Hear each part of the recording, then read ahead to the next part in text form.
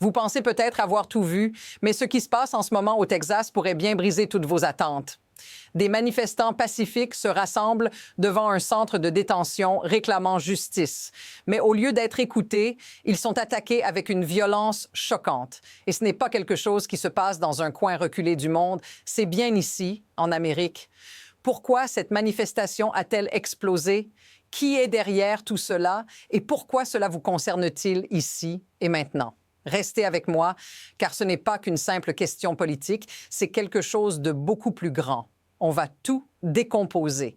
Et la vraie question est, que se passe-t-il quand les forces de l'État se retournent contre ses propres citoyens? À Dilley, au Texas, un groupe de manifestants, y compris des élus et des citoyens ordinaires, se rassemblent pacifiquement devant le centre de détention. Leur objectif? Dénoncer les pratiques controversées de l'ICE qui ont déchiré des familles comme celle de Liam, un garçon équatorien de 5 ans, kidnappé avec son père en Minnesota. Mais attention, ce n'est pas un incident isolé. Ce qui se passe ici est en fait le sommet de l'iceberg d'un problème beaucoup plus large qui couve depuis des mois.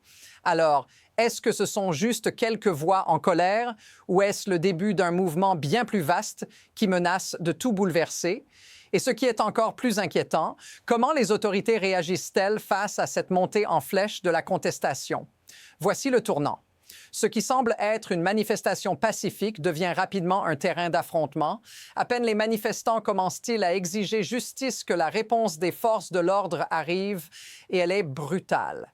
Des gaz lacrymogènes sont lancés dans la foule, des coups de matraque frappent ceux qui s'opposent. Regardez, un photographe vient d'être frappé par une grenade lacrymogène, annonce un journaliste, tandis que l'image montre l'appareil photo de ce dernier se faire percuter en plein vol.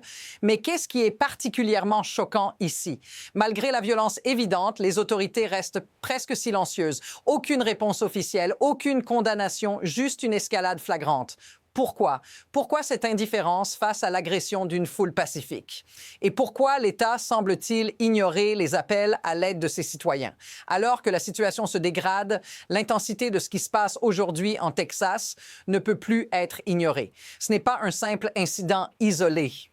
C'est une continuité, un reflet d'une tendance plus large dans l'histoire des États-Unis, où des forces de l'ordre ont fait face à des manifestations similaires par une répression systématique.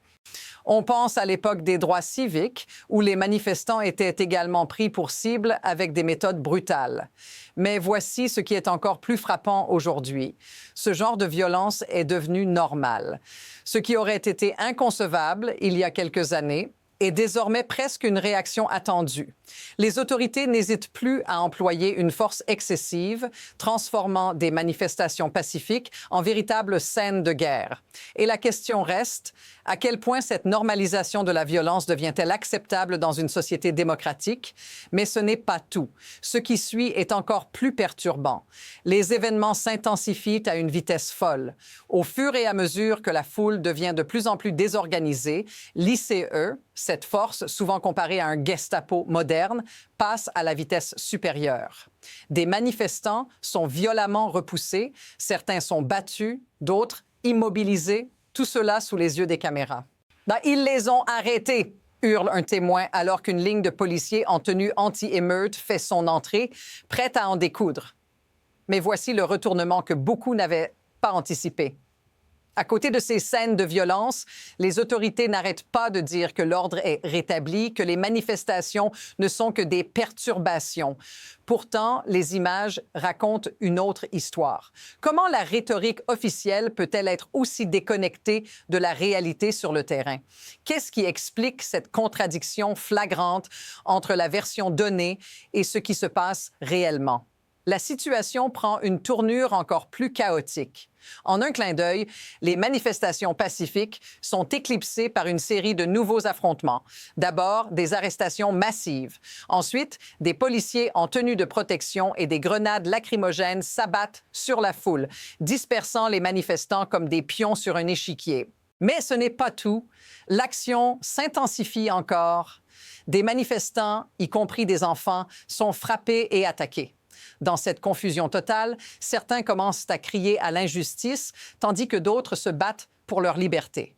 Ce qu'on voit maintenant, ce n'est plus une simple manifestation, c'est un combat pour la survie. Et voici la question. Que se passe-t-il si cela continue?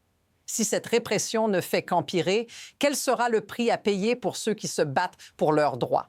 Mais au-delà des images choquantes, il y a quelque chose de bien plus humain à considérer ici. Parce qu'au fond, ce qui se joue dans cette histoire, ce n'est pas seulement un affrontement politique ou social. C'est la réalité vécue par des gens comme vous et moi, des parents, des enfants, des travailleurs, des communautés entières qui sont directement touchées par ces événements.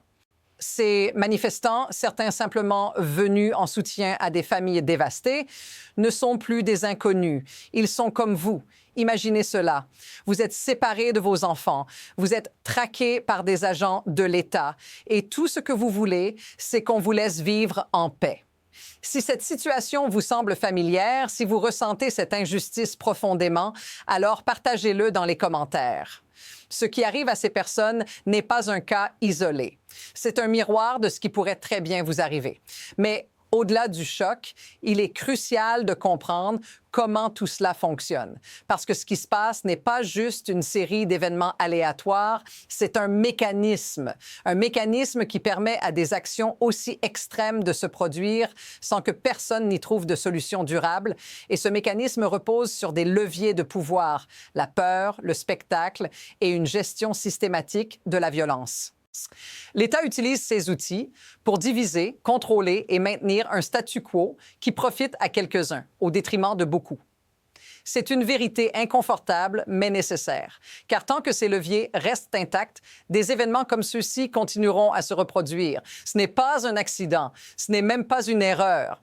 C'est un système qui permet et encourage cette violence. La question est, qu'est-ce qu'on fait pour le changer? Alors, à quoi va ressembler l'avenir?